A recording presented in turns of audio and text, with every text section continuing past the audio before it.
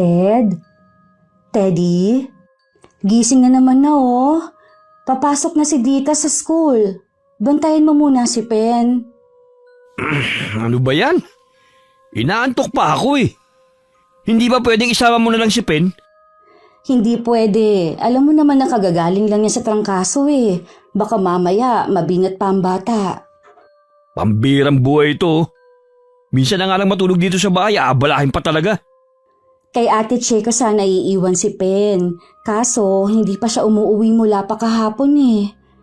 Saan ba kasi nagpunta yung kapitbahay natin? Ang alam ko, dinalaw ang mga magulang na nakatira sa bahay ng kapatid niya. May magulang pa pala ang babaeng yun. Oo naman. Ano naman ang akala mo sa tao? Ang mabuti pa, tumayo ka na dyan. Kainis naman talaga oh. Minsan na nga lang akong humingi ng pabor sa'yo. Ang dami mo pang reklamo. Kung ikaw kaya ang abalahin habang natutulog, hindi ka mabibwisit? Sandali lang naman ako eh. Baka nga wala pang isang oras nandito na ulit ako. Siguraduhin mo lang ha. Oras akong pag-uwi mo. Baka mamaya kung saan ka na naman magpunta. Kapag wala ka pa, iiwan ko talaga itong si Pen.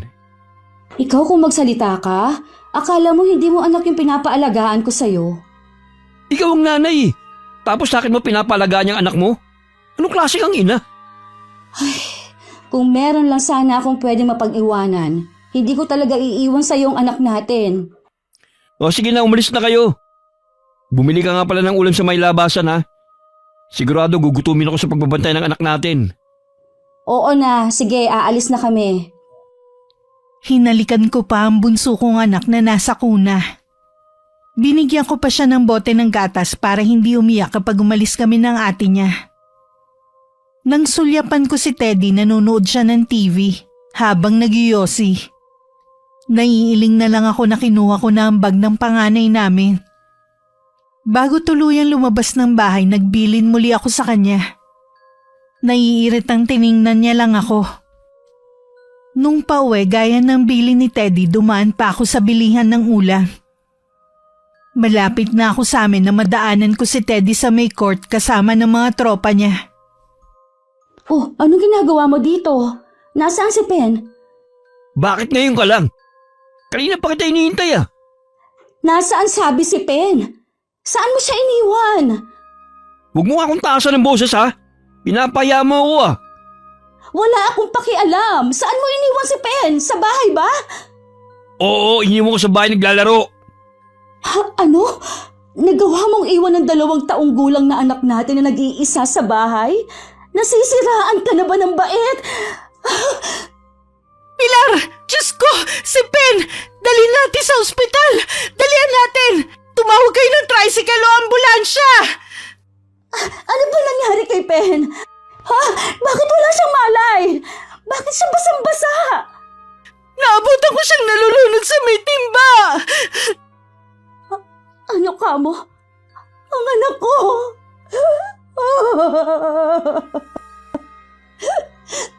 Bakit wala pa rin tricycle? Ayan na ang tricycle! Bilisan na natin sumakay! Kailangan natin agad madala sa ospital ang anak mo! Walang tigil ang pag-iyak ko habang lulan kami ng tricycle. Panay din ang kausap ko kay Pen na lumaban. Pakiramdam ko yun ang pinakamabagal na sandali sa buhay ko. Naririnig ko ring sinasabihan ni Ate Cheche ang driver na bilisan ng patakbo. Pagdating naman sa ospital, agad kaming inasikaso ng doktor at nurse na nakatalaga sa ER. Panay pa rin ang iyak ko habang palakad-lakad ako sa hallway. Bakit ang tagal lumabas ng doktor? Hindi pa naman natatagalan na ipinasok si Pen sa ER. Sigurado namang ginagawa ng doktor lahat ng paraan para mailigtas ang anak mo. Hindi ko mapapatawad ang sarili ko kapag may masamang nangyari sa anak ko. Walang dapat sisihin kundi ako. Saan ka ba kasi nagpunta? Ba't iniwan mo ang anak mo mag-isa sa bahay? Alam mo namang napakalikot na ni Pen eh. Hindi ba nga? Unang araw ng pasok ni Dita sa eskwelahan, kaya hinatid ko muna. Hindi ko naman maisama kasi kagagaling lang sa sakit. Mukha ka ako mabinat eh. Ito naman kasing si Teddy. Hindi mo lang maasahan. Sabi ko, sandali lang ako eh. Ibig mong sabihin, ibinili mo kay Teddy ang pagbabantay sa bata? Eh bakit niya iniwan ang anak niyo? Nag-iisip ba ang asawa mo, ha? Malikot na ang ganong edad ng bata. Huwag ka lang malingat eh, baka kung ano na nangyari. Ewan ko ba sa taong yun? Nadatnan ko na lang siya sa basketball court kasama ng mga kaibigan niya. Nang tanungin ko kung nasaan ang anak namin, sabi niya, iniwan niya naglalaro sa bahay. Tapos ngayon wala siya. Parang baliwala lang sa kanya ang nangyari ah. Hindi ko lang nga siya naalala kanina eh. Sobrang taranta ko. Pasensya ka na sa sasabihin ko ha. Sa lahat ng lalaki, ang asawa mo ang pinakawalang kwenta. Hindi ko alam sa'yo kung bakit hanggang ngayon eh. Hindi mo pa magawang hiwalayan. Pwede ba Ate Che? Huwag na muna nating pag-usapan yan. Hindi ito ang tamang oras at lugar. Sa tingin ko, ito na ang tamang oras para magising ka, Pilar. Aba, kailan ka pa matatauhan ha? Kapag tuluyan nang nawala ang mga anak mo? Noong una si Ditas ang muntik nang hindi makauwi. Ngayon naman ito ang nangyari kay Pen. Natagalan kasi ako kanina sa pag-uwi. Alam mo naman si Teddy, napaka mainipin masyado. Hindi dahilan yun para iwan niya ang anak niyo. Nasaan na ang utak niya? Ano, puro palaki na lang ba siya ng katawan tapos utak niya lumiliit? Pwede ba Ate Che? Huwag mo muna akong sabihan ng kung ano-ano. Magulo pa talaga ang isip ko ngayon eh. Ang sabihin mo, ayaw mo nakakarinig ng hindi magandang salita laban sa asawa mo. Kung tutuusin nga pwede mong kasuhan ng asawa mo dahil sa kapabayaan niya. Sige, pagtanggol mo ang asawa mong walang kwenta. Hindi ko siya ipinagtatanggol. Kakausapin ko naman siya sa kung ano ang nangyari. Kung bakit niya iniwan si Pen mag-isa. Ano pa ba ang dahilan niya? Siyempre, mas mahalaga sa kanya ang makasama ang barkada niya kesa magbantay sa anak. Nandito na ang doktor. Dok, ano po ang lagay ng anak ko? Ayos lang po ba siya? Para ako nabunutan ng tinik sa dibdib nang sabihin ng doktor sa amin na ligtas na ang anak ko.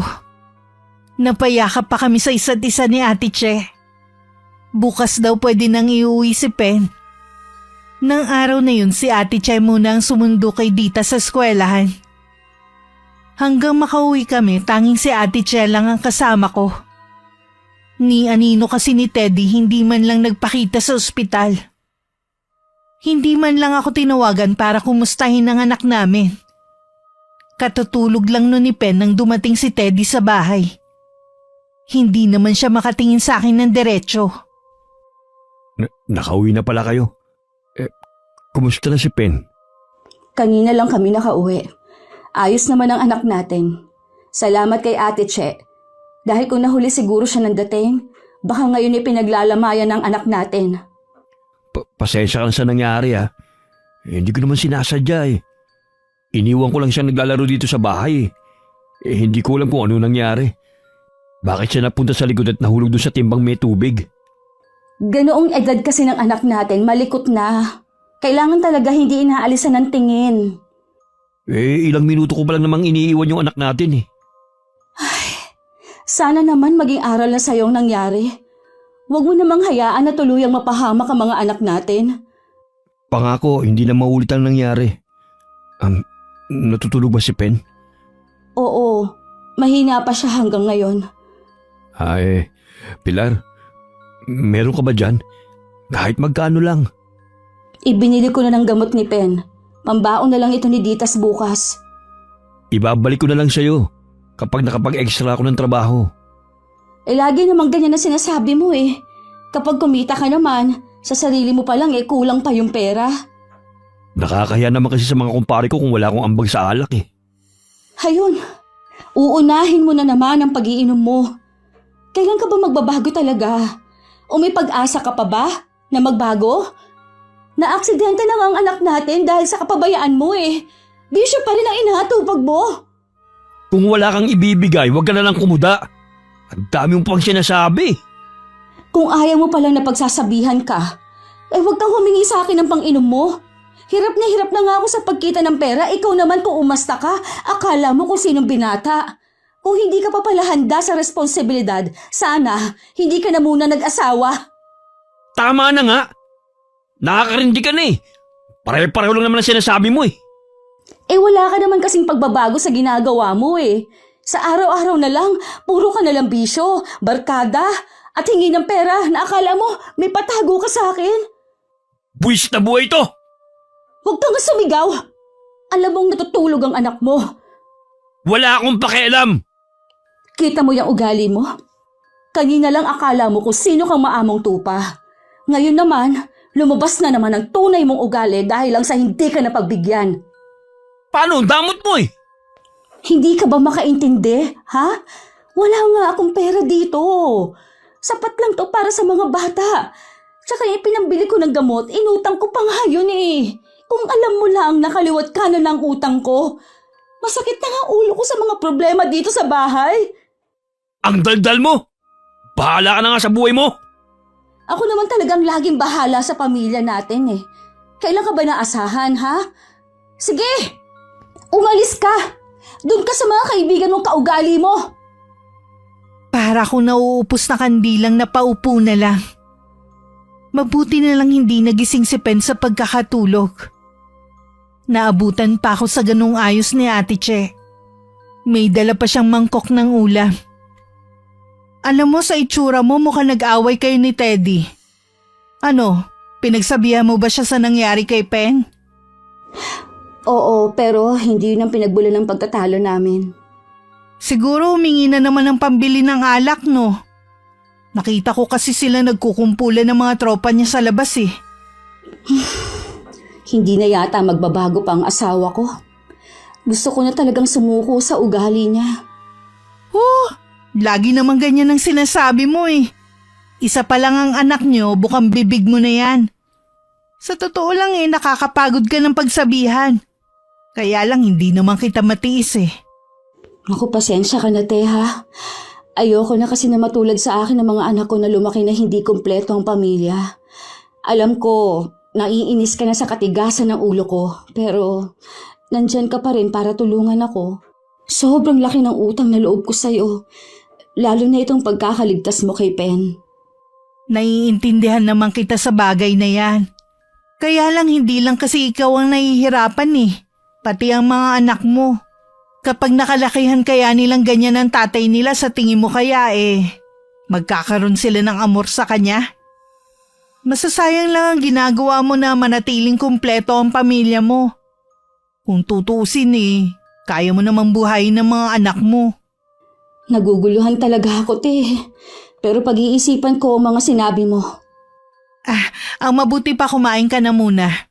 May dala kong ulam para sa inyo ng mga bata. Nasaan nga pala si Ditas? Nasa kapitbahay, nakikinood ng TV. Iyahatid na lang daw mamaya ni Aling Salve. Kumain na rin naman yon kanina kaya kapag hinatid siya mamaya, matutulog na lang. Isa pa yung TV nyo. Imbis na merong napapanooran si Ditas ibinenta ng asawa mo para may pang-inom. Hindi man lang niya naisip na mahirap magpundar ng gamit lalo't mag-isa ka lang naghahanap buhay. Isa pa nga yan sa inaalala ko dahil sa malimit kong pag-absent sa trabaho. Ito, natanggal na ako. Ay, baka bumalik na naman ako sa paglalako ng merienda. Ang mahalaga, nakakaraos kayong mag-iina. Kung wala rin akong ginagawa, pwedeng mong iwan sa akin si Pen. Sa totoo lang, Ate Che, nahihiya na ako sa'yo. Pero ganun na nga ang gagawin ko para makapagtrabaho ako. Sino pa bang magtutulungan? Kundi tayo-tayo lang din magkakapit bahay. Balang araw, makakabawi din ako sa'yo. Ang dami ko ng utang sa'yo Huwag mo munang isipin ng pagbawi. Hindi naman ako naghihintay ng kapalit sa mga nagawa ko sa inyo Maiba nga pala ako. Di ba may mga kapatid ka at buhay pa naman ang tatay mo? Bakit hindi ka sa kanila humingi ng tulong? Nahihiya din kasi akong kumontak sa kanila Noon kasi, tutol sila kay Teddy. Dahil alam daw nila na hindi ako mapapabuti sa kanya. Ayoko naman na lumapit sa kanila at sabihan ako na matigas ang ulo. Ilang beses na nila akong sinabihan noon eh. Kung ako sa'yo, wag mo nang pairali ng pride. Kailangan mo ang tulong nila. Isipin mo na lang ang mga anak mo. Ay, siguro nga ate, tama ka. Kapag gumaling si Pen, dadalawin ko ang itay at ang mga kapatid ko.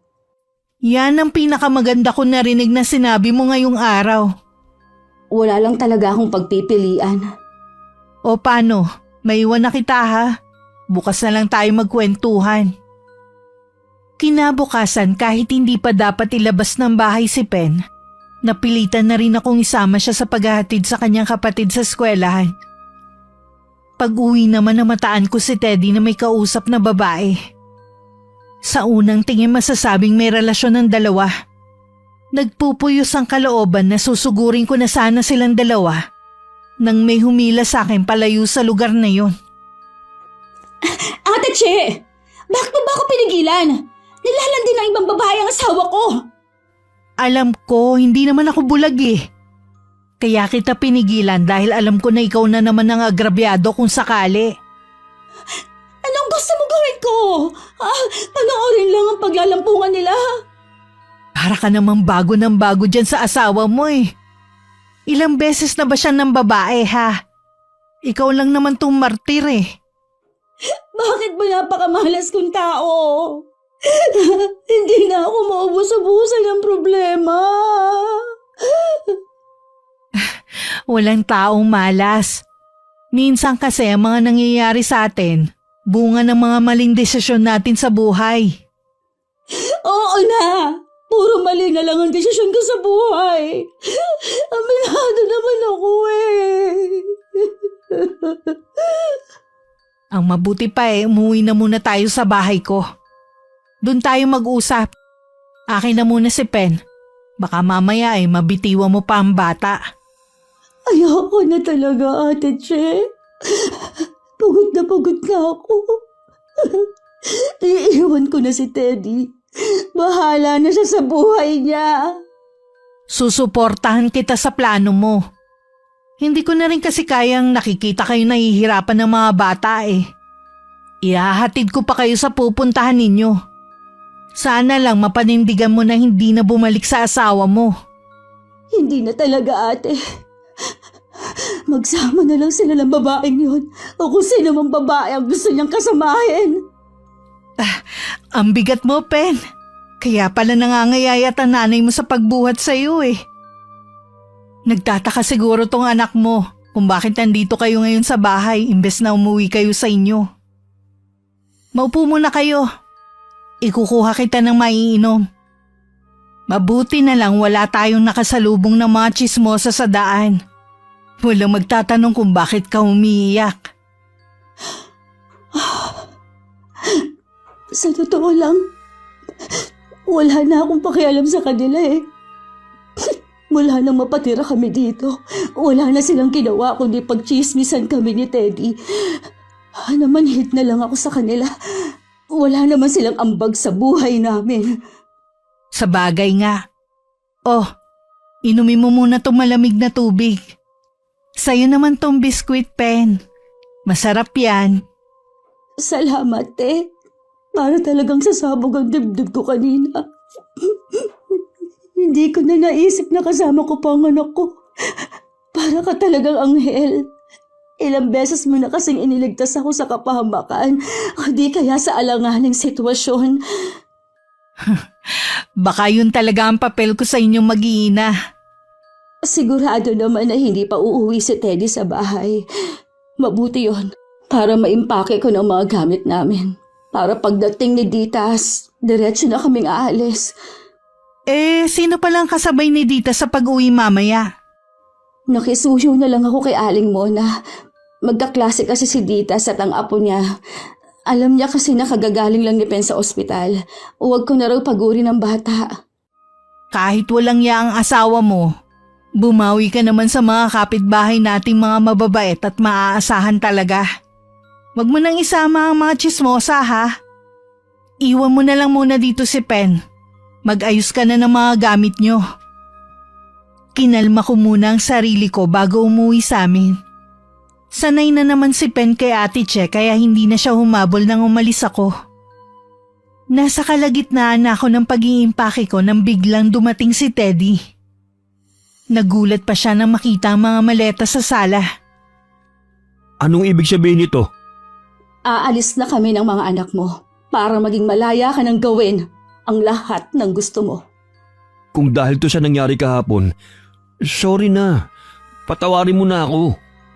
Hindi lang yun, kundi ang pati ang pakikipagharutan mo sa ibang babae. Hindi mo na ako binigyan ng kahihiyan.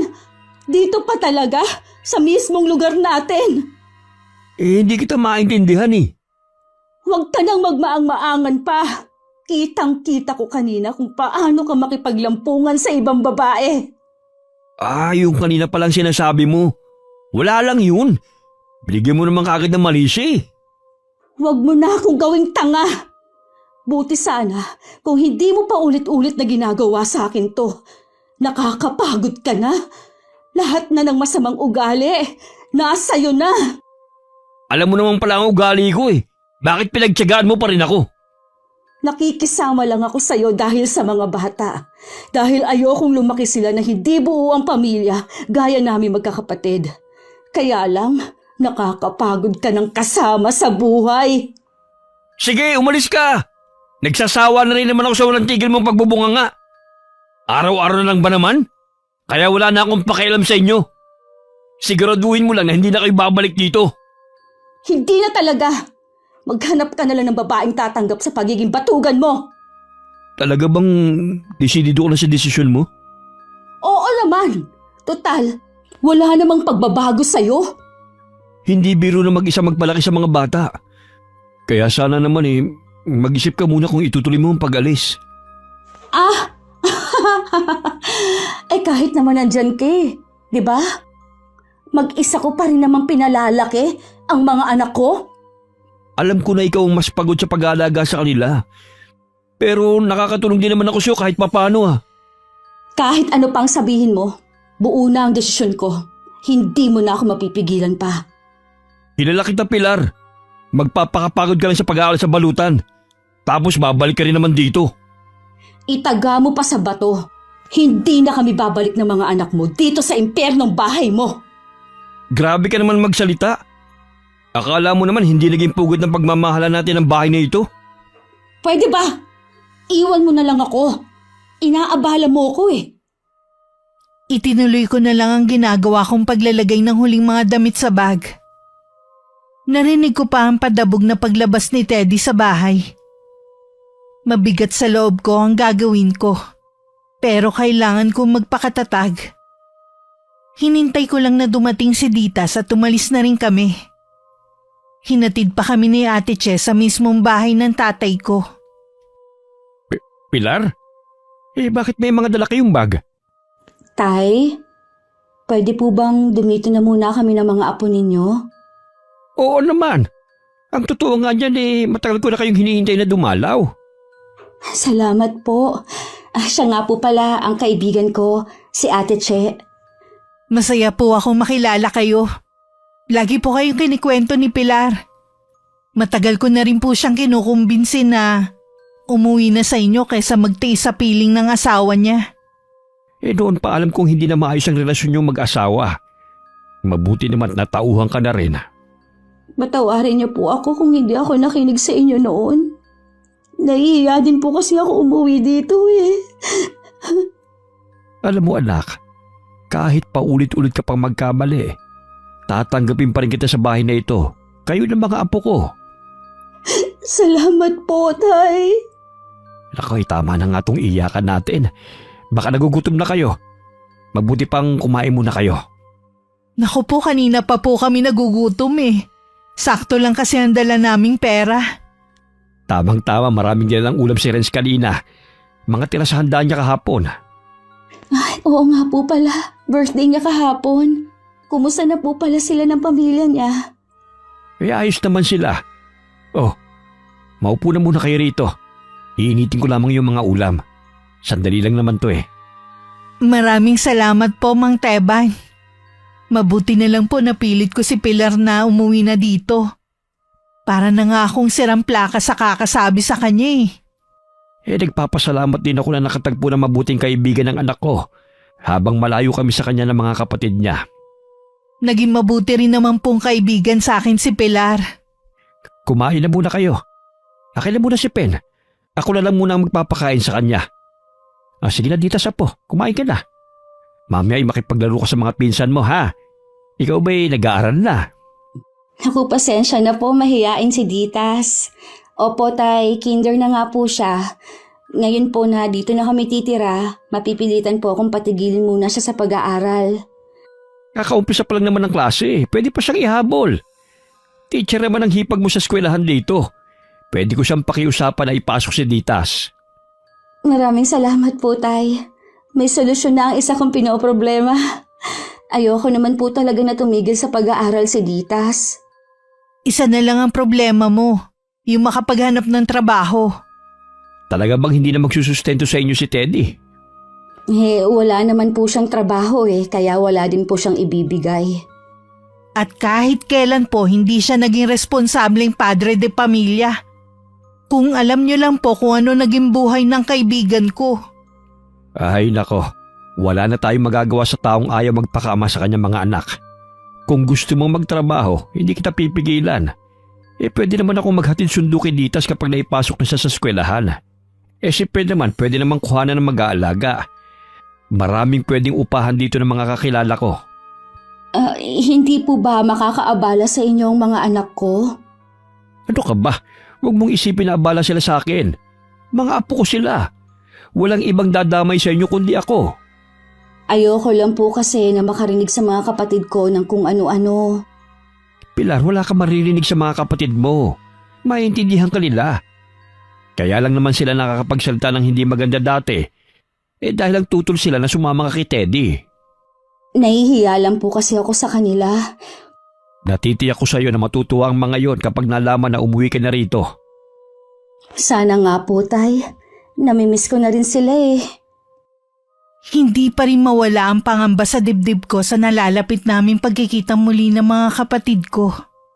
Malaki rin kasi ang hiya ko sa kanila dahil nagawa ko silang sagutin noon. Dahil sa pagtatanggol kay Teddy.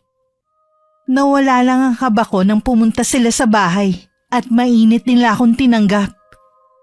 Maiyak-iyak pa ako na gumanti ng yakap sa kanila. May ilang oras din sila naglagi sa bahay at ang pamilya nila. Para tuloy may reunion. Hindi ko na rin pinauwi si Ate Che.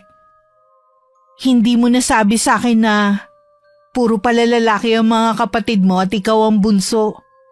Ang nabanggit mo lang sa akin 4 kayong magkakapatid at pamilyado na kayong lahat.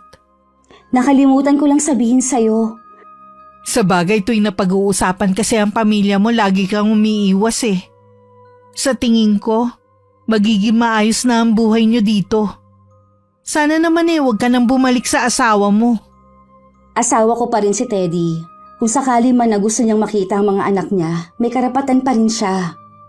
Malabo yung sinasabi mo na gusto pa rin niyang makita ang mga anak niya. Kita mo nga walang pakialam sa mga bata. Ilang beses na muntik mapahamak ang mga anak niyo nang dahil sa kanya. Hindi man lang nakitaan ng pagsisisi. Magagalit ka siguro kung sasabihin ko na umaasa pa rin ako na mabubuo ang pamilya namin balang araw. Baka nga may takwil na kita bilang kaibigan. Sana naman huwag kang maging makasarili. Isipin mo ang kapakanan ng mga anak mo. Walang buting maidudulot sa inyo ang pakikisama kay Teddy. Kahit mahirap sa pagkakataong ito, pakikinggan ko ang payo mo. Makikinig rin ako kay tatay. Siya nga pala. Ilang taon na nga ang tatay mo? Ha? 64 na. Bakit mo naman naitanong? Nagulat lang ako na bata pa siyang tingnan. Nung magkakatabi nga sila ng mga kuya mo para lang silang magkakapatid. Siguro kasi nga hindi putiin ang buhok ng itay. Siya lagi kasi siyang masayahin Kahit nung iwan kami ng inay noon, hindi mo mahalata sa kanya na may mabigat siyang problema. Sa tingin mo nakalimutan na niya ang nanay mo? Hindi ko alam. Matagal na kasing hindi pinag-uusapan ng inay sa bahay na ito eh. Isa lang ang masasabi ko, buong panahon ng itay, inilaanan niya sa amin habang nagsisipaglaki kami. Swerte naman ninyong magkakapatid sa tatay niyo. Swerte talaga kami, kaya hindi ko maiwasan na makonsensya sa mga ginawa ko noon. Pwede ka naman bumawi sa kanya eh. Para mapatunayan mong nagsisisi ka na sa pagsuway mo sa kanya. Ay, ganun talaga ang gagawin ko. Kinabukasan umuwi na rin si Ate Che. Humingi pa siya ng permiso sa akin at kay Itay na kung pwede siyang dumalaw sa amin. Natuwa naman ako dahil kahit malayo kami sa kanya, mag-aabala pa rin siyang puntahan kami. Dahil may duty ang Itay, madalas na kami lang ang naiiwan sa bahay. 1 linggo na kami sa bahay ng Itay nang ibalita niyang pwede akong magtrabaho sa pinapasukan ng hipag ko. Ang sabi ng ate Weg mo, kumpletuhin mo na raw ang mga requirement mo. Siya na raw ang bahala sa'yo. Ako na munang bahala sa lahat ng mga gastusin mo sa pag-a-apply mo. Tay, 30 na po ako. Pwede pa po ba ako sa pinapasukan ni Ate Weng? Sinabi ko naman sa kanyang edad mo. Wala raw problema dahil hanggang 40 ang tinatanggap sa kanila. Basta malinaw ang mga mata mo at makapasa ka sa medical. Sana naman po makapasok ako sa pinapasukan ni Ate Weng, ano? Para naman hindi sayang ang gagastusin ninyo sa akin. Malakas ang paniniwala ko na matatanggap ka ron. Marami na rin naman naipasok ang hipag mo ron eh. Paano po kaya ang mga bata? Di ba sinabi ko naman sa iyo ako nang bahala kay Ditas. Bago ko mag-duty sa barangay ihatid ko muna siya. Tungkol kay Pen naman, maaaring mag-alaga si Tesing na kapitbahay natin. Subok na siya sa pag-aalaga at talagang mabait sa mga bata. Maraming salamat po, Tay, ha? Anak, hindi mo kailangan magpasalamat. Ang hiling ko lang sana ayusin mo na ang buhay mo, ha? Huwag mo sayangin ang pagkakataon na ibinibigay sa'yo. Hindi lahat nabibigay ng pangalawang pagkakataon. Opo, Tay. Bukas na bukas din mag-asikaso ka na ng mga kailangan mo. Wala naman akong duty bukas sa barangay Ngayon ko lang po napagtanto na hindi naman ako ganun kamalas. Wala namang taong malas Isipin mo na lang na pagsubok lang ang nangyayari sa'yo. Ngayon nalampasan ko na. Sana naman puro magaganda naman ang mangyari sa amin ng mga anak ko. Manalig ka lang sa make-upal at lahat ang ihilingin mo ibibigay sa'yo. Naging mabilis ang pangyayari sa buhay naming mag-iina. Kung nanatili siguro kami sa piling ni Teddy, siguro hanggang ngayon nagtitiis pa rin kami ng mga anak ko. Kahit simple lang ang buhay ng Itay, naibibigay naman niya ang pangangailangan namin. Habang abala ko ng mga oras na yon ay magkausap sina Ate Che at Teddy. Huwag mo nga ako matawag-tawag na ate. Nako, kapag nakatalikod naman ako kung ano-anong bansag mo sa akin. Biro lang naman yun Nakikiusap naman ako sa'yo. Sabihin mo na kung saan mo hinatid yung mag-iina ko. Bakit ba ang kulit mo ha? Tigilan mo na sila. Nasa maayos na ang kalagayan nila ngayon. Huwag mo na silang guluhin pa. Gusto ko lang namang makita yung mag-iina ko Para ano? Hindi ka namang magbabago Kung talagang mahalaga sila sa'yo, nung kasama mo pa sana sila, pinahalagahan mo na. Ganun yata Kung kailan wala na sila sa piling ko, saka ko lang napagtanto na mahalaga sila sa akin. Tulungan mo naman ako, Ate Che. Sinabi na huwag mo akong tawaging ate. Si Pilar lang ang pinapayagan kong tawagin akong ate. O sige na, Che. Tulungan mo na akong makita ang pamilya ko. Sa tingin mo kaya makakapunta ka sa bahay ng tatay niya? Ibig mong sabihin, doon siya dumiretso nang umalis sa bahay namin? Saan ba sa akala mo pupunta siya ha? Akala mo ba tinatago ko sila dito sa bahay ko? Mula na magsama kami ni Pilar, hindi na siya nagpakita sa pamilya niya. Galit kasi sila sa amin Sa pagkakaalam ko ha, sa'yo lang galit ang pamilya ni Pilar. Hindi na ako nagtataka pa kung bakit. Gumawa ka naman ng paraan kung paano kami magkikita. Ikaw lang makakatulong sa akin Huwag mo nga akong mautos-utusan ha. Saka okay na ang buhay na mag-iina nang mawala ka sa kanila. Wala na rin panahon pa makipagkita sa'yo si Pilar. Busy na yung tao. Ano bang pinagkakaabalahan ni Pilar ngayon? Maganda na ang trabaho ni Pilar ngayon. Kayang-kaya na niyang buhayin ng mga anak ninyo na walang tulong mula sa'yo. Os, talaga? Ganun kabali siya nakakuha ng trabaho? Dito nga hirap siya. Kaya nga paglalako lang naging hanap buhay niya. Paano kasi pabigat ka sa buhay niya? Imbis na swertehin siya, minamala siya dahil sa'yo. Hindi ko talaga gusto ang tabas ng dila mo. Hindi ko nga alam kung paano kayo naging magkaibigan ng asawa ko eh. Alam mo, siguro ikaw nagsulusol kay Pilar na umuwi sa kanila, no? Nagising na lang si Pilar. Napagtanto niya sa sarili niya, natatanda na lang siya sa piling mo pero hindi ka pa rin magbabago. Iniisip din niya ang kinabukasan ng mga anak niya. Papasok na ako sa loob kung wala ka ng kailangan. Inaabala mo ko sa ginagawa ko eh. Teka lang. Kainis namang babae yun.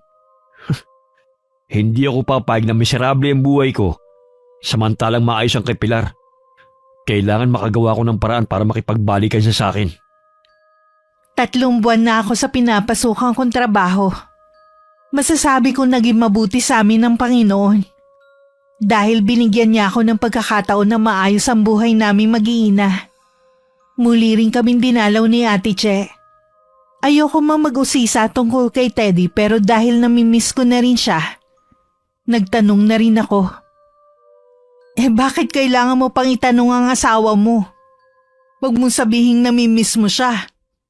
Oo naman, kahit papaano meron naman kami pinagsamahan ng tao at siya pa rin ang ama ng mga anak ko. Hindi ko alam kung totoo ba ang pinapakita niya. Pero mukhang nagbago siya kahit papaano.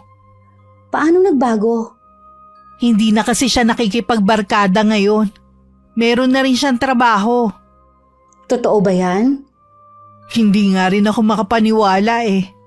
Pero ako mismo nakakita ng pagbabago niya. Pero sa ngayon inoobserbahan ko pa kung totoo nga ang pagbabago niyang yun. Mukhang nakatulong sa kanya ang pag-alis ninyo. Sana nga tuloy-tuloy ng pagbabago niya. Para din naman sa kanya yun eh. Oo nga. Kailan pa niya balak magbago pag puti ng uwak? Salamat nga pala te ha. At sinabi mo yan sa akin.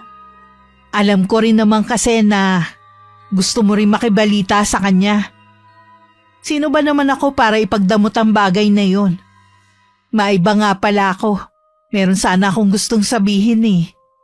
Mabuti nang sa akin manggaling. Ano yung sasabihin mo? Bigla mo naman akong pinakaba. Kasi, lagi kasi kami magka-chat ng tatay mo. Sana wag mo mamasamain ha? Yun lang ba? Akala ko naman kung ano na yung sasabihin mo eh. Kaya pala wala nang tigil ang itay sa pagsi-cellphone niya. Tapos sabi ni Ditas, lagi daw may ka-video call. Ikaw lang pala. Masaya kasing kausap ang itay mo eh. Wala namang problema sa akin. Matagal na namang hiwalay ang mga magulang ko eh. Mabuti nga yung nababaling ng atensyon ng itay sa ibang babae. Magkaibigan lang naman kami ng tatay mo. Doon na rin yun papunta. Masaya ako para sa inyo ng itay. Hindi na ako mag-aalala kay itay kung sakali. Nalulungkot din nga ako na lagi lang siyang mag-isa sa bahay eh. Kung ikaw makakatuluyan niya, magiging panatag kaming magkakapatid. Tsaka mabait ang itay. At responsable. Hindi ka niya pababayaan. Pinatataba mo naman ang puso ko. Alam mo bang ilang gabi na akong hindi makatulog? Iniisip ko kasi kung paano ko sasabihin sa iyo eh. Nai-imagine ko pa na baka bigla mo kong umbagin. Para kang sira. Kung noon ka pa nagsabi, hindi ka sana napuyat ng ilang gabi. Oo nga no. Kahit pa paano ngayon hindi na ako kakaba-kaba tuwing dadalaw sa inyo. Mula nga nun mas napapadalas na ang pagdalaw ni Ate Che sa bahay namin. Nakitaan ko naman ng kakaibang sigla ang aking ama. Wala namang problema sa mga kapatid ko kung sakaling mag-aasawa muli ang itay. Isang araw paglabas ko sa trabaho nakaabang na sa akin si Teddy. Anong ginagawa mo dito? Kanina pa kita hinihintay. Mabuti lumabas ka na. Hindi mo pa sinasagot ang tanong ko. Ano ang ginagawa mo dito? Saka paano mo nalamang dito ako nagtatrabaho? Nadulas lang si Chen nung sabihin niya kung saan ka pumapasok. Pinuntahan kita rito at nagtiyagang maghintay para kausapin ka. Sa tingin ko, wala na tayong dapat pang pag-usapan. Matagal na tayong tapos. Tahimik na kami ng mga anak mo, kaya wag mo na kaming guluhin pa. Matagal na ako nagsisisi sa ginawa ko sa inyo. Pilar, nakikiusap ako sa'yo. Bumalik na kayo sa akin. Sa tingin mo kaya ganun lang kadali yun? Ha? Sa tagal ng pagtitiis namin sa'yo, parang bangungot nang bumalik sa piling mo. Inaayos ko na ang buhay ko. Matagal na rin ako may trabaho. At higit sa lahat, umiiwas na ako sa barkada. Di ba yun naman ang gusto mo? Ang iwasan ko masamang impluwensya sa akin. Lahat ng ayaw mong ginagawa ko dati, iniiwasan ko na. Mabuti naman kung ganon. Para din naman kasi sa ikabubuti mo yun eh. Pilar, nakikiusap ako sa'yo. Bigyan mo ako ng isa pang pagkakataon para mabumuli ang pamilya natin. Pangako, magiging mabuting asawa at ama na ako ng 2 nating anak. Pasensya ka na ha, pero hindi ganun kadali ang hinihingi mo. Nangako rin ako kay Itay na hindi na ako makikipagbalikan sa'yo. Hindi ko siya pwedeng suwayin. Ang Itay ang tumulong sa akin para maging maayos muli ang buhay naming mag-iina kahit hindi ka namin kasama. Masusundin mo pa ba ang tatay mo kaysa mabuo ang pamilya natin? Akala ko ba ayaw mo maranasan ng mga anak mong pinagdaanan mo na hindi kompleto ang pamilya? Totoo naman, pero mas okay na hindi buong pamilya kesa naman miserable ang buhay namin sa piling mo. Nagmamakaawa ko. Nabigyan mo pa ako ng isa pang pagkakataon. Sabihin mo kung anong dapat kong gawin para mapatawad mo lang ako. Matagal na kitang pinatawad, alang-alang sa mga anak natin. Pero hindi ibig sabihin nun makikipagbalikan na ako sa'yo. Alam kong mahal mo pa ako. Siguro iniisip mo ngayong may trabaho ka na. Mas higit ka nang nakakalamang sa akin. Sa bagay, kumpara sa trabaho ko ngayon, wala man lang ako sa kalingkingan ng trabaho mo. Alam mong kahit noon, hindi ko ugali namang maliit ng klase ng trabaho. Hindi ang trabaho kong dahilan kung bakit ayoko nang bumalik sa'yo. Sabihin mo nga sa akin, meron na ba akong kapalit sa puso mo? Huwag mo nga akong itulad sa'yo ha, na kahit pamilyado na, nagagawa pa rin mang babae. Priority ko ang mga anak natin, kaya ako naghahanap buhay para sa kanila dahil wala naman ako maaasahan sa'yo. Pasensya ka na, Pilar. Hindi ko lang maiwasan na magselos eh. Lalo't hindi ko naman alam ang ginagawa mo. Nagtatrabaho ako. Yan ang itanim mo sa isip mo. Kailangan ko na umuwi. Hinihintay na kasi ako ng mga anak natin eh. Nangako ako sa kanila na kapag maaga ako makakauwi, ipapasyal ko naman sila. Pilar, hindi ako susuko sa panunuyo sa'yo. Desidido ako mabumuli ang pamilya natin. Hindi ako makapaniwalang tototohanin ni Teddy ang mga sinabi niya. Kilala ko siya na puro salita lang at kulang sa gawa. Kaya nang makita ko siya nag-aabang na naman sa akin sa labas ng pinapasukan ko, nagulat talaga ako. Ano na naman ang ginagawa mo dito? Sabi ko naman sa'yo hindi ako susuko hanggat hindi kayo bumabalik sa akin ng mga bata. Pabayaan mo na kami ng mga anak natin. Hindi na kami babalik sa'yo. Kahit araw-araw ka pang tumambay dito sa labas ng pinapasukan ko. Bakit ba napakatigas na ng puso mo sa akin? Hindi ko tuloy maiwasan na baka nga meron ka nang ipinalit sa akin. Ay, bahala ka na kung anong gusto mong isipin. Wala na rin naman akong pakialam pa. Kung kinakailangan na lumuhod ako sa iyo ngayon, gagawin ko. Bumalik lang kayo sa akin ng mga anak natin. Ano ka ba? Tumayo ka nga dyan, nakakahiya sa mga tao. Pinagtitinginan na tayo. Hindi ako tatayo rito hanggat hindi mo sinasabi na pinapatawad mo na ako. Pinapatawad na kita pero hindi ibig sabihin nun, babalik na kami sa'yo. Mas mabuti na maging magkaibigan na lang tayo. Pero hindi ko kaya mawala kayo ng mga anak natin. Sige, ganito na lang ha. Tatawagan na lang kita kapag nakapagdesisyon na ako. Sa ngayon, wag mo muna akong kulitin. Umaasa ako na tatawagin mo kagad ako, Pilar. Oo naman. Sige na, umuwi ka na muna. Mahigpit pang yumakap sa akin si Teddy bago umalis. Naramdaman ko naman ang senseridad sa kanyang mga sinasabi. Yun nga lang nag-aalala ko sa magiging reaksyon ng Itay. Oras na malaman niya na pinupuntahan ako ni Teddy. Mukhang malalim ang iniisip mo ah. Tamilmil ka rin kumain kanina. May problema ka ba, Pilar? Tungkol ba sa trabaho mo? Wala pong problema sa trabaho ko. Iba po ang iniisip ko. Kung hindi sa trabaho, nung iniisip mo? Huwag mong sabihin na tungkol sa dati mong asawa ang pinoproblema mo ngayon. Kasi po tay, gusto niya makipagbalikan eh. Ibig mong sabihin nakikipagkita ka na naman sa lalaking yon? Hindi po tay. Siya po ang pumupunta sa trabaho ko. Hinihintay niya ako sa labas ng gate.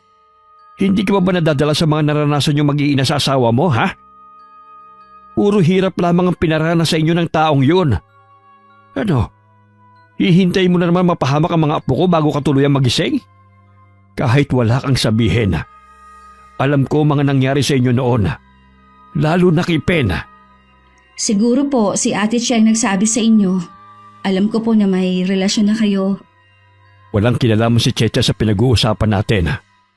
Mabuti nga nakatagpo ka ng mabuting kaibigan sa katauhan niya. Alam ko naman po na mabuti siyang tao, pero sana alam niyang limitasyon niya bilang kaibigan. Maayos na ang buhay ninyong mag-iina rito. Ano pa ba ang gusto mo?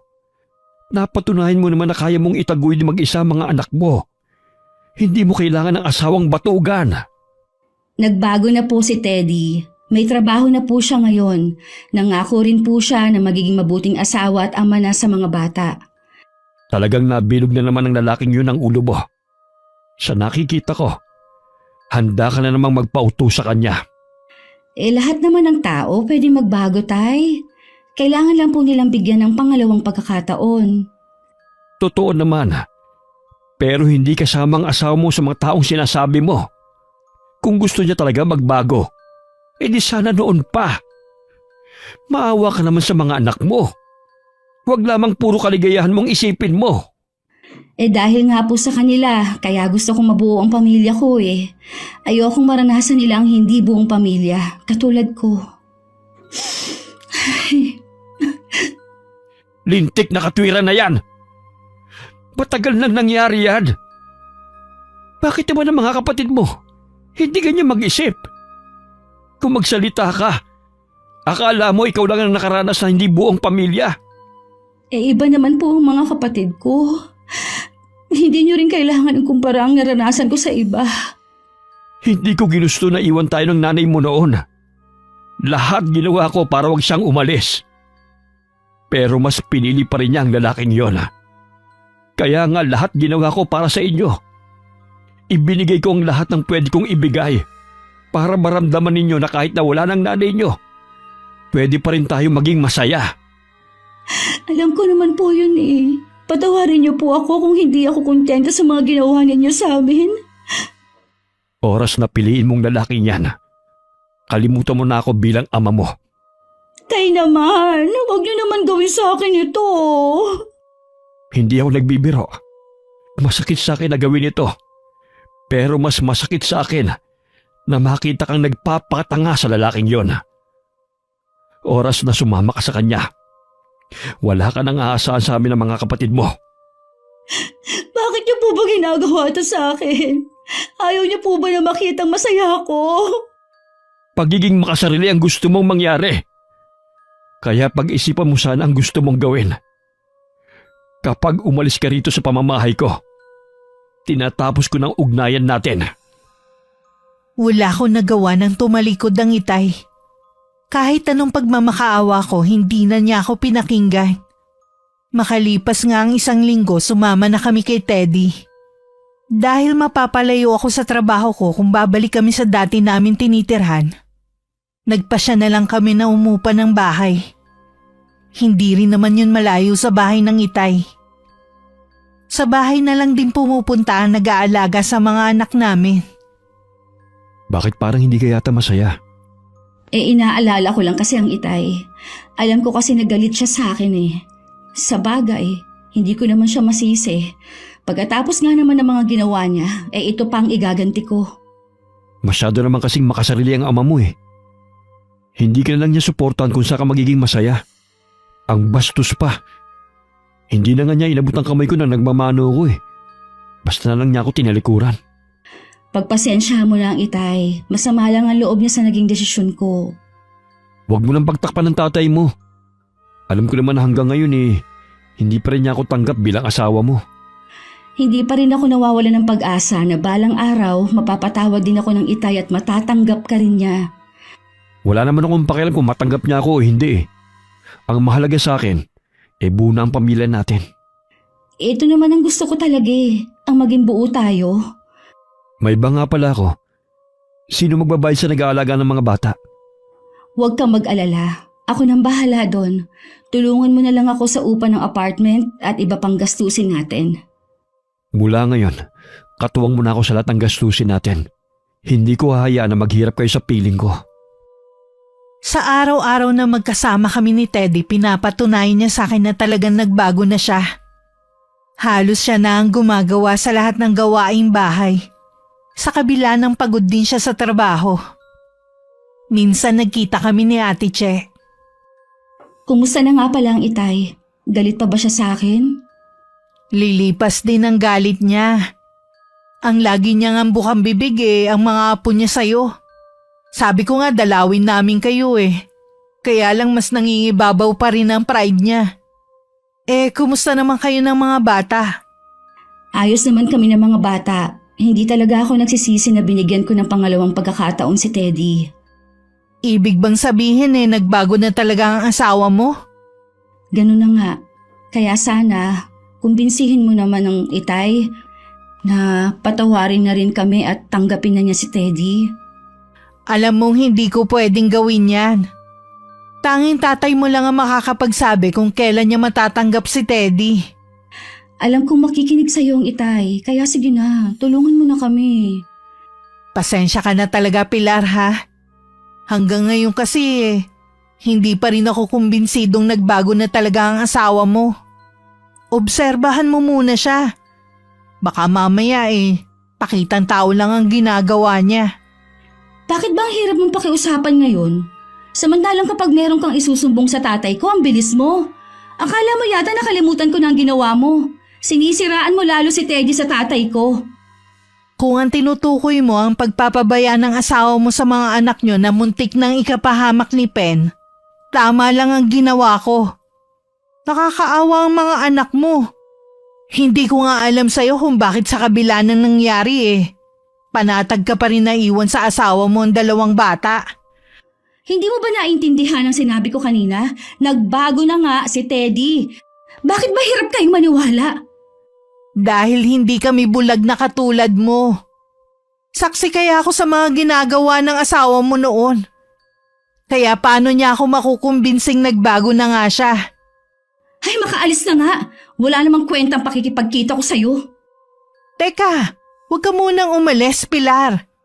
Pakinggan mo muna ako.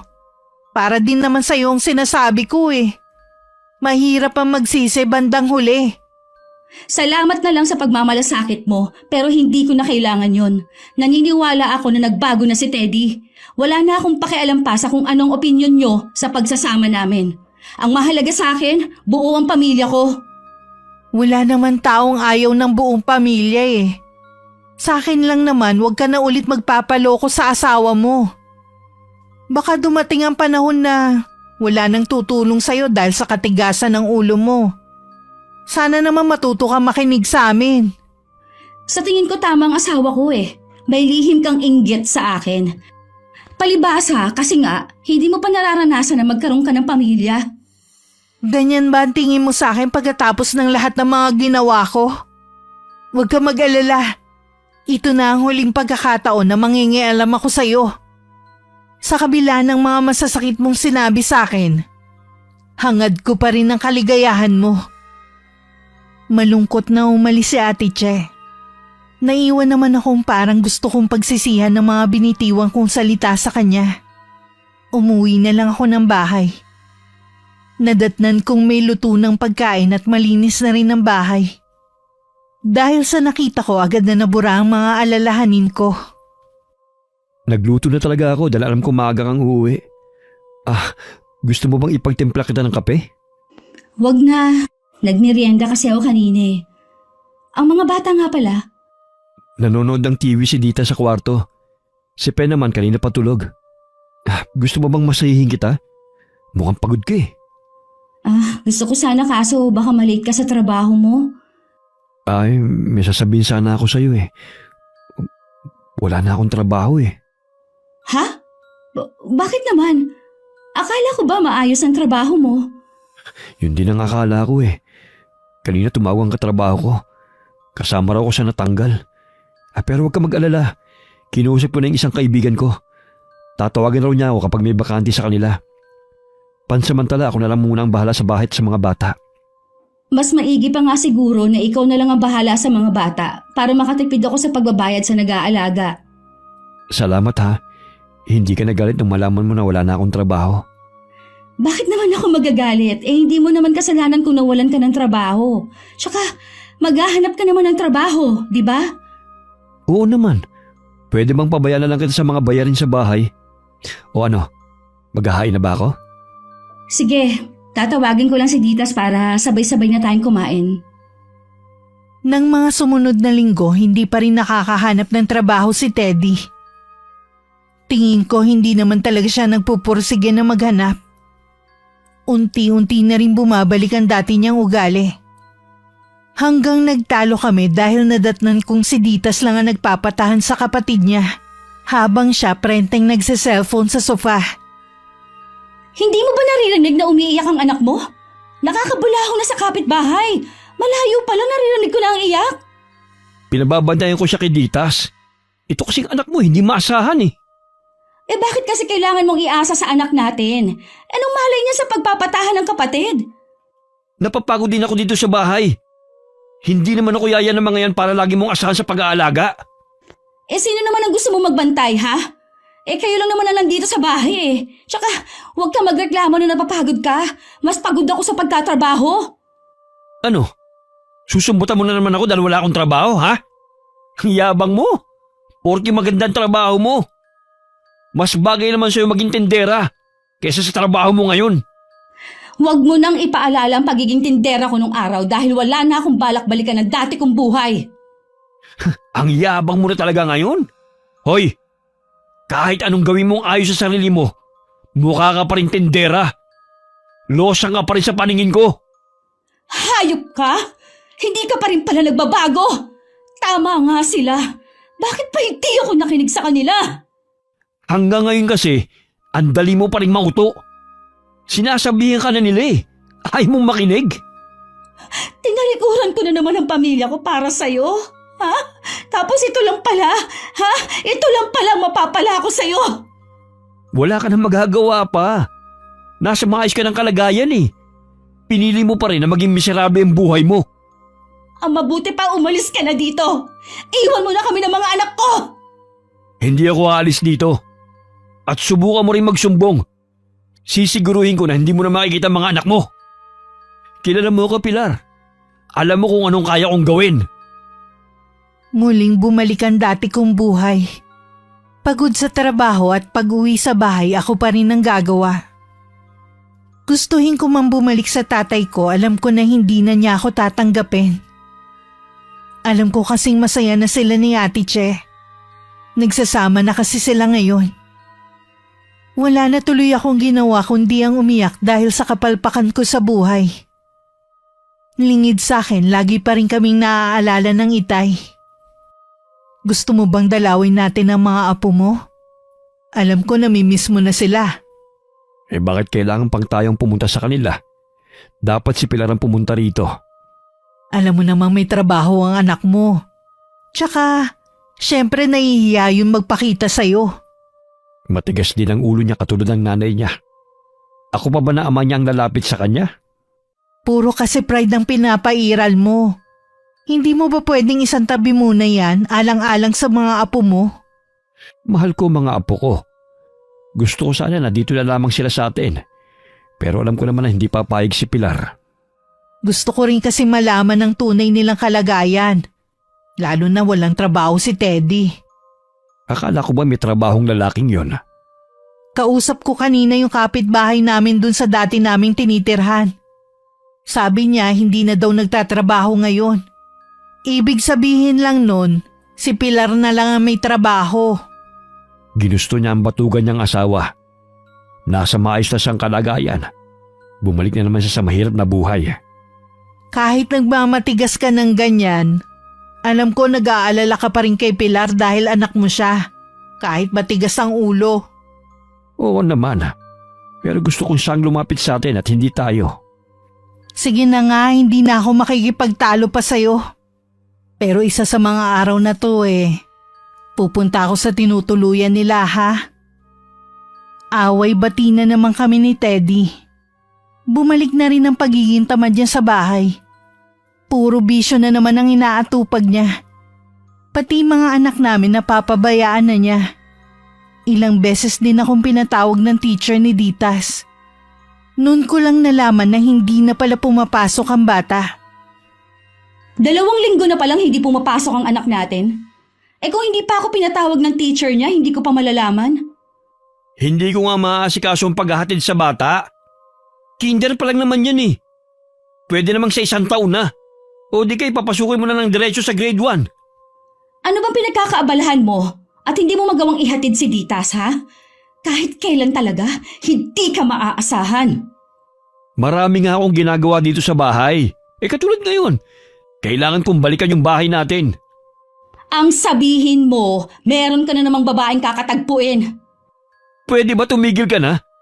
Naririndi na ako sa iyo Kung gusto mo na hindi umabsent yung anak mo, di ikaw maghatid sundo. Alam mo may trabaho ako. Anong gusto mo, hatiin kong katawan ko? Bahala ka na kung anong gagawin mo. Pero hindi mo na ako maaasahan sa bagay na yan. Saan ka pupunta? Hindi pa tayo tapos mag-usap.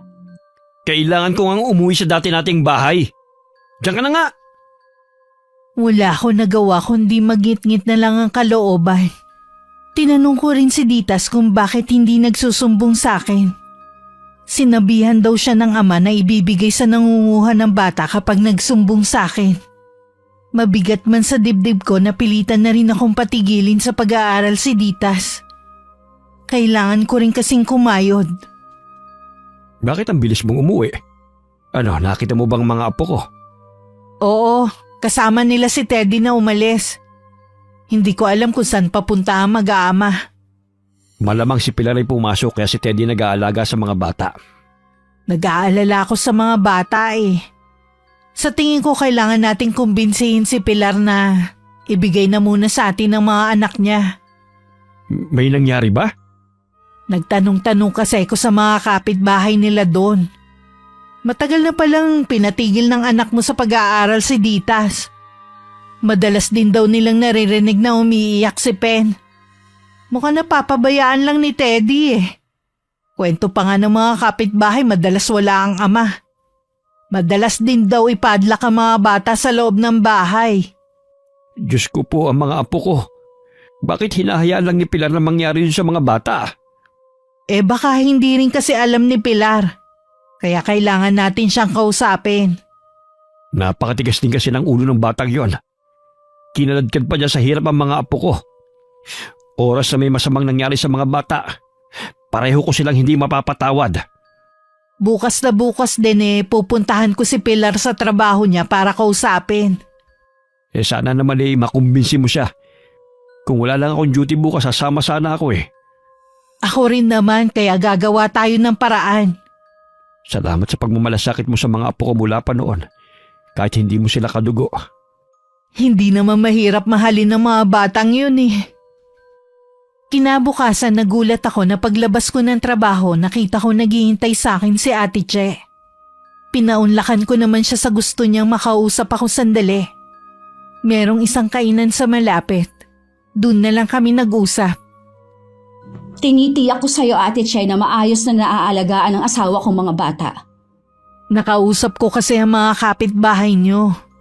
Nabanggit nila na hindi maayos ang pag-aalaga ng asawa mo sa 2 bata.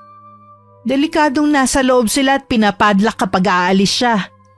Kung sino man na nagsabi niyan, tsak na nagsisinungaling siya. Pwede ba akong sumama sa'yo? Namimiss ko na kasi ang mga bata eh. Pwede naman. Kaya lang baka hindi magustuhan ni Teddy kung makikita ka niya. Hindi naman ako magtatagal eh. Meron din kasi kung gustong ibigay sa dalawa. Galing sa lolo Teban nila. Kumusta na nga pala ang itay? Maayos naman ang kalusugan niya. Yun nga lang eh, medyo nalulungkot siya dahil lagi niyang inaalala ang mga apo. Ganon din naman sina Ditas at Pen. Lagi nilang bukang bibig ang lolo nila. Sana naman eh, mapagbigyan mo ang itay mo na minsan makasama niya ang mga apo. Kahit ilang araw lang sa bahay. Hindi kasi ako pwede na ako lang ang magdesisyon sa bagay na yan. Tatanungin ko muna si Teddy kung papayag siya. Sana naman eh, makumbinsi mo siya na pumayag. Mabuti pang umalis na tayo. Tsak na hinihintay na ako ng mga anak ko. Habang pauwi sa bahay, may kabang bumundol sa akin. Pagkababa sa jeep, mabilis na ako naglakad na pinagtaka ni Ate Che. Malayo pa lang kita na namin na nagkakagulong mga tao habang natataranta sa pag-apula sa apoy. Parang may pakpakama pa ako na mabilis na nakalapit. Pero hinarangan kami na makalapit sa bahay na nasusunog. Bahay namin yan! Nasaan ang mga anak ko? Ditas! Pen! Mga anak ko! Diyos ko! Sana naman wala sa loob ang mga bata! Bilisan niyo ang pag-apula. Bakit ba nasunog ang bahay namin? Ha? Pilar, bakit nasusunog ang bahay natin? Saan ka ba nagpunta, ha? Ikaw dapat na tinatanong ko kung bakit nasusunog ang bahay natin. Teddy! Nasa sila Ditas at Pen? Nasaan ang mga anak natin? Nasaan sila? Ha? Hindi ko sila kasama. Anong hindi mo sila kasama? Nasaan sila? Nasaan ang mga anak ko? Sumagot ka! Diyos ko! Huwag mo sabihing iniwan mo sila sa loob ng bahay! Sa di kalayuan narinig namin ang sigaw ng bumbero na nakuha na ang 2 bangkay ng bata. Ang mga sumunod na pangyayari ay hindi ko na namalayan dahil nagdilim na ang paningin ko. 1 buwan na ang nakakalipas mula nang maganap ang trahedyang yun sa buhay ko. Hanggang ng mga sandaling yun, sinisisi ko pa rin ang sarili ko sa nangyari. Gusto niyo raw po ako makausap, Tay? 1 buwan na rin mula nang mamatay ang mga apo ko. May trabaho ko pa naman na babalikan. Kaya mo na naman ang sarili mo. Kaya makakaalis ka na sa bahay na ito. Mula ngayon, ikaw nang bahala sa buhay mo. Alam ko po na galit kayo sa akin. Patawarin niyo po ako. Alam ko, kasalanan ko. Kung bakit namatay ang mga anak ko. Talagang kasalanan mo. Tuwing nakikita kita, lagi ko maalala ang mga apo ko na magkayakap habang nasusunog. Dahil sa katigasan ng ulo mo, namatay sila. Itay, huwag niyo po akong paalisin. Pangako po, makikinig na ako sa inyo. Tuluyan ko na pong iniwan si Teddy. Nagsisisi na po ako sa mga nagawa ko, Itay. Huli na ang lahat. Magsisi ka man. Hindi mo na may babalik ang buhay ng 2 apo ko. Wala na po akong ibang mapupuntahan. Itay, huwag po muna kayo umalis. Kausapin niyo po ako. Saktan niyo ako. Saktan niyo po ako kung gusto niyo, Itay. Itay. Hayaan muna natin mapag-isa ang tatay mo. Masyado lang siya naapektuhan sa nangyari. Kung gusto mo doon ka muna sa bahay ko. Salamat, Ate Che. Ikaw lang ang hindi galit sa akin. Pati mga kapatid ko ayaw akong kausapin. Magpalamig ka na muna. Pupuntahan na lang kita doon. Ikaw na muna ang bahala sa tatay ko. Mag-iimpake na ako. Alam ko na nasagad na ang pamilya ko sa akin. Hindi ko rin naman sila masisisi dahil kasalanan ko rin naman talaga. Hanggang langit din ang galit ko kay Teddy. Ilang beses siyang nagmakaawa sa akin na patawarin siya. Pero wala na ako makapasa dibdib ko kundi puro galit. Pilar, Nandito ka lang pala? Ha? Hayop ko! Dapat ikaw ang namatay sa sunog, hindi ang mga anak natin! kahit ilang beses akong humingi ng tawad, alam kong walang kapatawaran ng kapabayaan ko. Masakit din sa akin ang mangyari sa mga anak natin. Sana ako na lang nasunog at hindi sila. Dapat lang sa'yo magdusa habang buhay.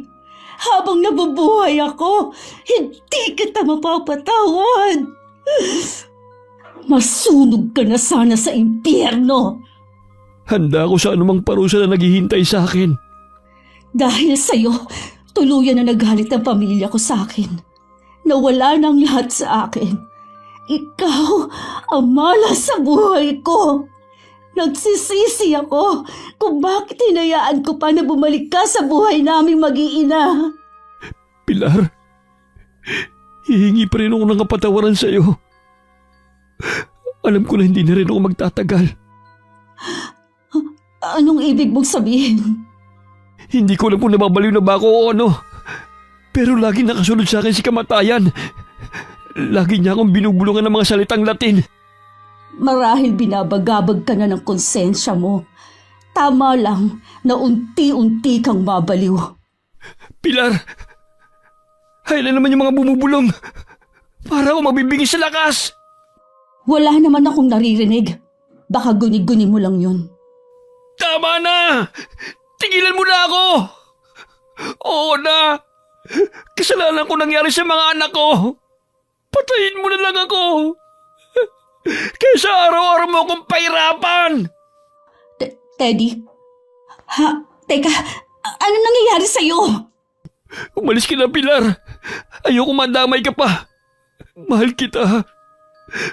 Patawarin mo ko sa mga kasalanan ko sa'yo. Sa mismong harapan ko, bigla na lang nabuwal si Teddy. Akmang lalapitan ko siya nang biglang lumabas ang mga insekto sa bibig niya at sa ibang parte ng katawan niya. Natulala na lang ako sa nasaksihan ko. Samantala, pagkatapos ng huling inusal na orasyon ng Itay, isinara na niya ang pahina ng libreta. Banaag pa rin sa kanyang mga mata ang matinding galit para sa asawa ko. Matatahimik na rin kayo, mga apo ko. Sa wakas, naipaghiganti ko na rin kayo sa taong responsable sa pagkamatay ninyo.